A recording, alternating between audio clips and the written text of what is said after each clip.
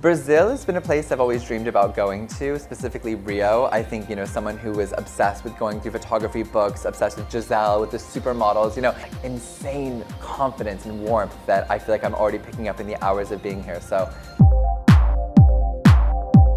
Oi, Vogue Brazil, it's Harris Reed. I'm the creative director of Nina Ricci, and we're here in Rio de Janeiro for the launch of Venus de Nina Ricci, and let's jump into it. When I got the job offer to take on the helm of the House of Nina Ricci, I remember I was so excited. I was so nervous. I think, for me, having a brand with almost 100-year history, I got a bit nervous because, trying to take a history, make it modern, do a twist of I was 26 years old when I, became the creative director. But I think the initial emotions were, oh my God, so much responsibility, so much heritage. But I think the second that I sat with it, I was like, it's also time to have fun. My favorite memory, I think, of the Met Gala probably of all time would be when I went with Iman, and I remember when I was dressing her in the creation she wore on the stairs, she had a beautiful gold necklace that said David on it, and it was the first time she said she ever took it off since David passed away. And I remember, for me, David Bowie is the ultimate in music. He was one of my biggest inspirations, as well as her as a child. So for her to take that necklace off, and she said, and she looked at me,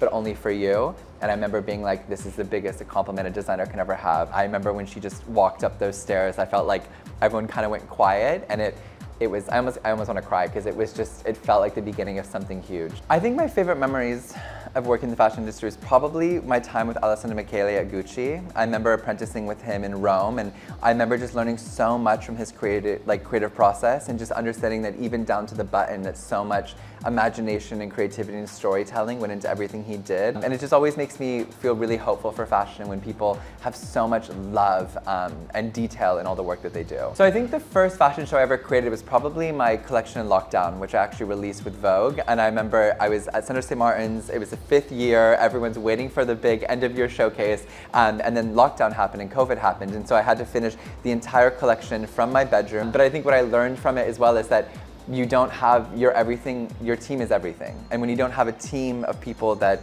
support you and love you and create alongside you, the vision can sometimes be a bit one-dimensional. So I think for me, the biggest learning from that was that you're nothing without your team. Vogue, Vogue, Vogue, Vogue, Vogue. My first cover that my piece was ever on was the Beyonce cover, and she wore this huge black feathered headdress that I created, actually very Rio, very Carnival. I remember when I got the call that Edward had styled it on the cover, I had no words. I have like 50 of these copies under my bed, and I sometimes look at it and can't even believe myself. When I got the job at Nina Ricci, one of the things that was the most exciting was the fact that I could creative direct as well on fragrance, as well on fashion. My mother's been a perfumer for 30 years, a candle maker for 30 years, and I grew up my entire life with a house with like 50 candles lit. For me, fragrance was like an inherent part of my creative process. So when I got the job, part of me accepting it was that we would release a new fragrance together. And it was a really exciting process because I was designing my first collection for Nina Ricci while designing the fragrance, my second collection while designing the fragrance, the third, and almost going to the fourth is when we finally launched. So what was really beautiful is in fragrance you have 2 years, where in fashion you have only a couple months to make something. I get really inspired by, I think, the way that this generation and the next generation is wearing clothing, and this kind of fluid approach to grabbing a blazer, a dress, and whatever. And so I think that excites me. Love fashion. I'm not a fashion snob. I buy fashion. I'm obsessed with fashion. I collect fashion. If I didn't, I feel like I should not be allowed to have this job, because I love admiring other people's things and purchasing them if I can. So I don't know, I get excited by the creativity right now. I think individuality is really becoming a thing, and it's less about trends. It's about how are we looking at sustainability, how are we buying pieces and keeping them. And I think with the fashion industry, it's so important to know that you will hear no a lot. And I think it's about being comfortable with no, and sometimes no's are a good thing because if they're coming from the right person. So I think just for anyone getting into fashion, no is a part of the journey.